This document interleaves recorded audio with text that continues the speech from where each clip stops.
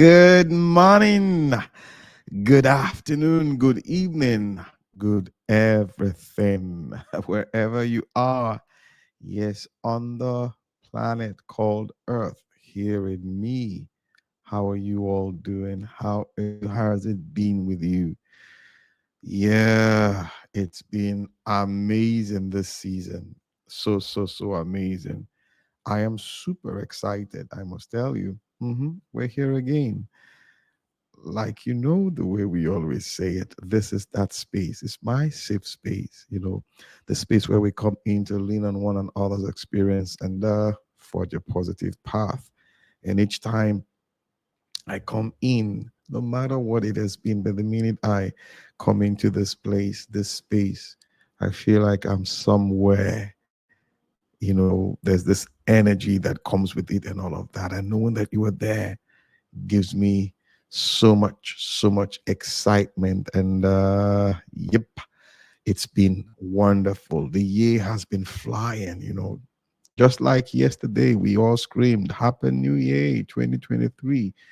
And it's like, wow, this is where we are now, like how many days are to wrap up 365 of 2023 and ushering in a new, should I say, 365 days. And we all start that, what I say, theme again, and all of that.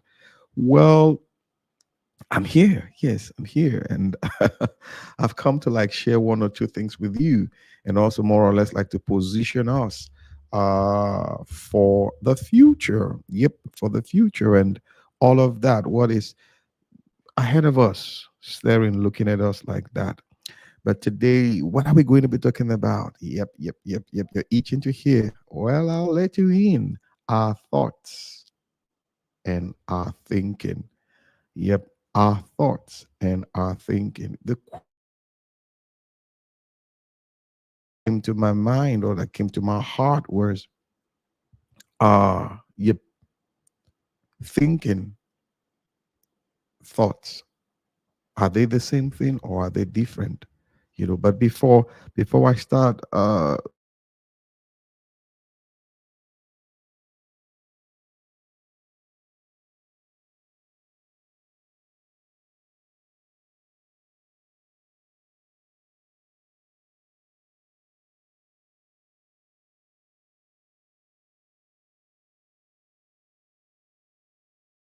issue, okay, I think I am back now.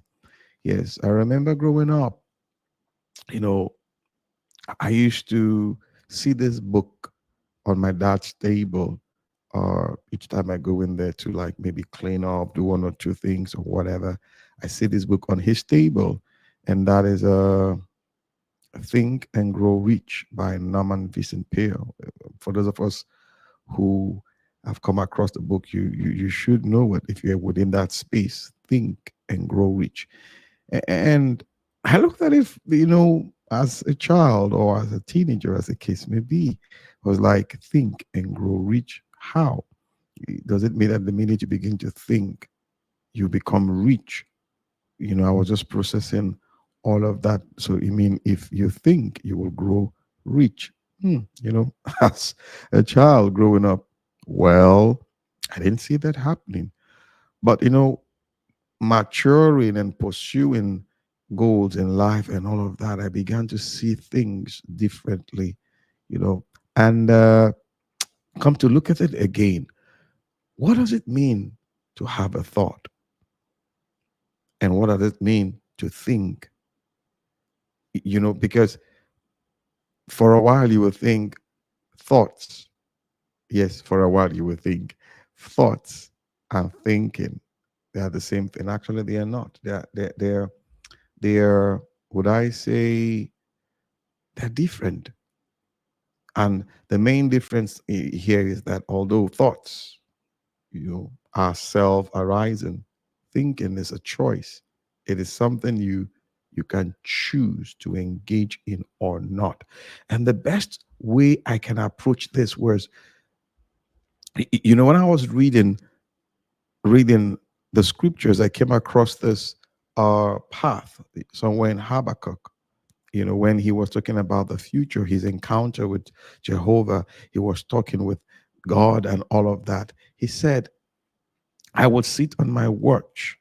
I will wait there to see what he will say to me. And I was like, the first time I saw that, and I was like, okay, to see what he will say to me. How do you see a saying if not that the saying comes in form of an image or imagery, and that which you see now becomes the thought you begin to dwell on, you begin to think. So one can, from that passage of scripture, or from that encounter, you can comfortably say that he saw an image, and what he saw became the basis of his thinking. That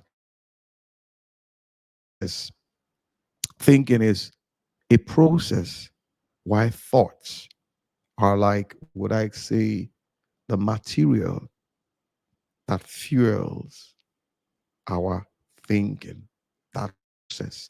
And the way I have come to see, observe from where I stand, the way the world works, the way the world is designed, voice and image are two distinct forces that controls our being, what we hear and what we see. Everything, if you look at it, everything around us falls within these two, what I say, windows: seeing and hearing. We they produce this energy, this force that propels us, that moves us. Quietly ask yourself, as you are listening to me right now, those steps you've been taking, what are they based on? An image you saw. Yes, an image you saw. The universe might be voice activated, but the end product is an image. An image drives the speaking. An image drives the voicing. An image drives our thinking pattern. No wonder, there's a scripture that says this: as a man thinketh. Yep. The final product, you know what? You are a product of your thinking. You are a product of your thinking process. And your thinking process is hinged on the kind of thoughts you entertain, the things you see, the images that drive you, that you wake up to every day. If you're always within that environment where the imagery or the images that you see are all about anger, before you know it, your thought process, your thinking process will be apparent. You see this monstrosity being displayed and all of that. But if you are found within that, should I say, environment where the things you see are pleasant, sweet things, that they just make you smile and all of that, before you know what, you're thinking. So thinking produces this, what I say, energy, this force. Going back to that book, Think and Grow Rich, that I told you about, that I saw my dad's table. So you want to be rich. You want to grow your influence. You want to amass wealth. You want to. Then it means your thinking pattern would have to change. Your thinking pattern will have to change. And your thinking pattern becomes the ethic, or the ethics you walk by, as in it propels you. What are your predominant, if I want to say, thoughts? How do you see it? Because I've come to see that everybody who subscribes to one form of education or the other, it's all about mind engineering. It's all about changing your thinking pattern. If you want to solve, like in school, if you want to solve problems mathematically, they show us logically the image. They feed us with the image of how, to solve problems mathematically. So you have to think like a mathematician. They help your thoughts, they help our thoughts and all of that, be it in physics, be it in chemistry, be it in sociology, call it all the courses, because you now come to see that they call, like when you get to school, as in university now, or college, as the case may be, they call those subjects or those departments discipline. And they wonder, why do they call them discipline? Why are they called discipline? Simply put, you are being conditioned to think. You're shown an image for 4 good years or more of your life, as the case may be, 4, 5, 6, 7. And all of a sudden, you see yourself and you call yourself, I am this, I am that. Basically, you are what you're thinking. Yep, you are what you're thinking. So that school you went to, we all went to, and they say, you call yourself an engineer. Why are you an engineer? Why are you an engineer? You solve life's problems through the engineering thinking process, the engineering discipline. So we have all been exposed, so to say, to that engineering thought, the engineering image, and the engineering image is ever before us. We begin to dwell on it, and before you know it, we just embrace that title. But so, even in nets and even in that, whatever. So, we are a product of our discipline. We are a product of the environment we have been, should I say, exposed to for years.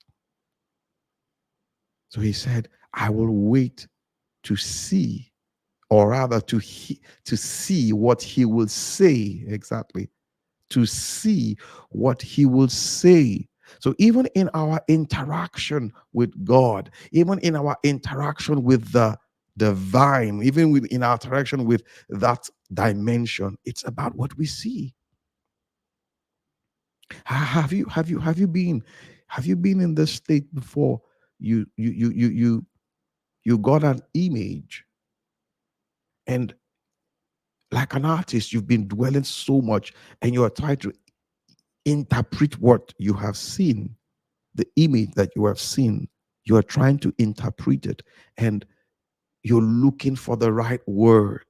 You're looking for the right expression. You're looking for the right, should I say, frame of reference to like pass that information across. That is it. That is it. So, as a man thinks, so he is. But the question you ask is, where do thoughts, or where those thoughts, where do they come from? We are what we think about. Yes, you're thinking, are thinking. That's who we are. That hello, we saw something, we saw it. And because we liked it, or we loved it, or we fell in love with it. And what do?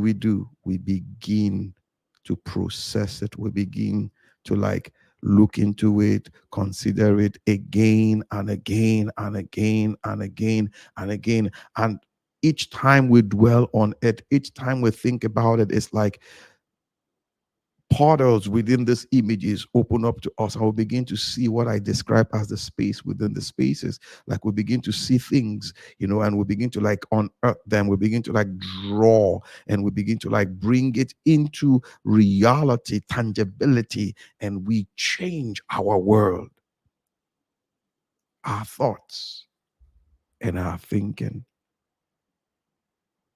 Think and grow rich. The minute you think, or the minute you dwell on a thing, it is more or less like you've been put on a journey. There's this energy that comes with it. Because if we are the product of our thinking, then that's so much power. That is so much energy. That is so much responsibility. When you call or when we look at, oh, he is that engineer that built that bridge, all right? Or set of engineers that came together to like do that wonder. Come to think of it, it is our thinking. We bend and shape reality through our thinking. Yep. Because when you look at everything around us, a little bit, let's digress a little now. When you look at the wonders of the world as we describe them, the seven, I think there's seven or eight now. Yep. The Great Pyramid, the Colossus of Rhodes, and the Hanging Garden of Babylon. Uh, yep. The, what do you call it? The Temple of Diana. Is it Diana? Now, we all know them. Yeah. They were created. These these are, they are figment born of human imagination.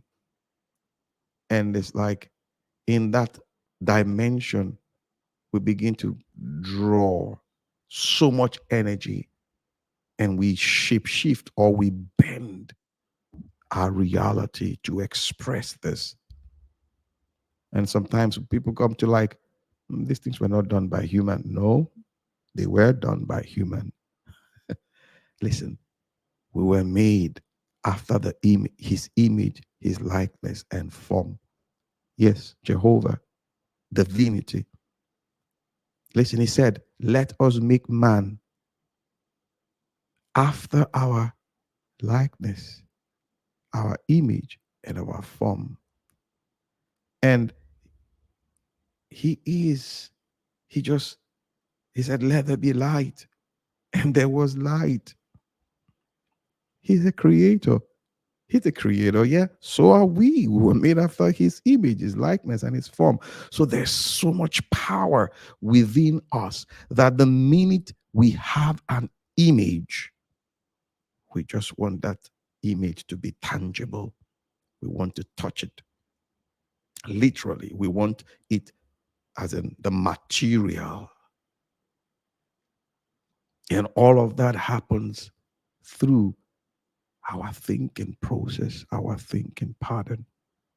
So one can comfortably say, I can control my environment by focusing on the right image, allowing the right image before me.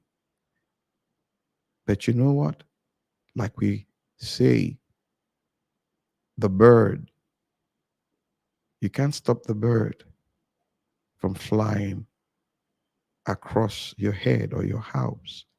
But you know what? You can stop the bird from perching. You can stop the bird from building its nest there. There are so many images out there, good, bad, ugly, otherwise, just name it. But we have the capability, we have the strength to choose what to dwell on. And that which we dwell on, as from the point of continuum, we come to see that it changes our lives. It changes the way we do things. It patterns us and all of that. So that is it. That's why I'm here. That's what I came to do, to share with you our on the show, on this episode of the show, our thoughts and our thinking. So we can change our world. We can change everything. Yep. All right, guys, go out there, have place that good image before you. Think good thoughts. Think, think, think. For as a man thinketh, so he will become. All right, then, Eli, come your way again. You know how we say it on the show.